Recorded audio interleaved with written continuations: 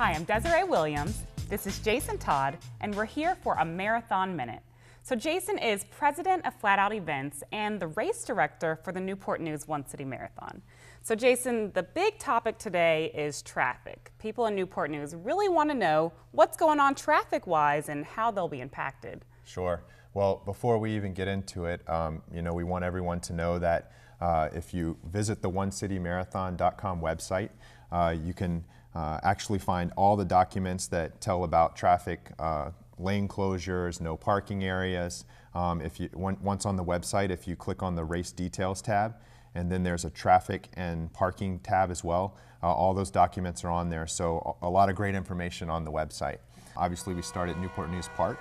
We have a 7 a.m. start, and one of the first intersections that we come to is Fort Eustis Boulevard. So for a period of time, will be no traffic able to cross through the runners at Fort Eustis Boulevard, but that's only for about a 20 to 30 minute period. And one of the great tools that's here on the website is there's a runner timeline. So our viewers can go right onto the website here and see approximately what times the first and last runners will get to each mile all throughout the marathon route. Yeah, that's a really neat tool to have.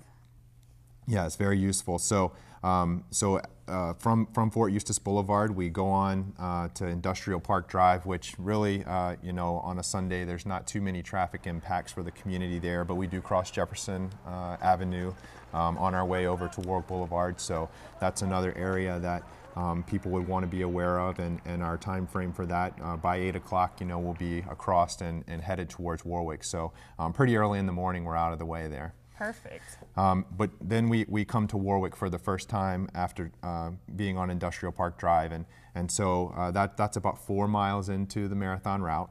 And so the way that the traffic control is set up on the two northern sections of Warwick is that the runners will have the southbound lanes heading downtown, and then vehicles will both be on the northbound side. So we'll have two-way traffic running on the northbound lanes on those two sections in the north. There's also some residential areas that we hit through the northern district with Beachmont Drive and around R.O. Nelson Elementary School, where one of our relay exchanges is. But throughout the neighborhoods and any residential areas we're in, there's always a way for people to get to and from their homes. That's been a big focus of our plan. And so runners usually will have a single lane and vehicles will have a single lane. And so there might be, you might have an alternate route that you have to take that day, to get to where you normally go. But, we guarantee there will be a way in and out from your home.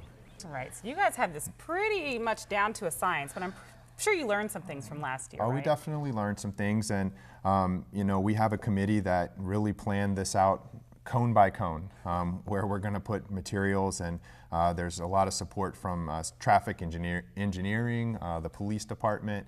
Everybody's got some input into what we're doing here, so we're trying to make as little impact on the community as possible, but keeping our runners safe at the same time.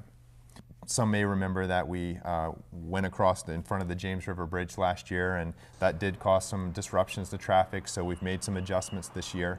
So from Copeland Lane really on down past the James River Bridge to 71st Street on Warwick and Huntington, southbound lanes will be only for runners. And there are some times that we do dip back into the neighborhood at Hilton, as well as the War Museum.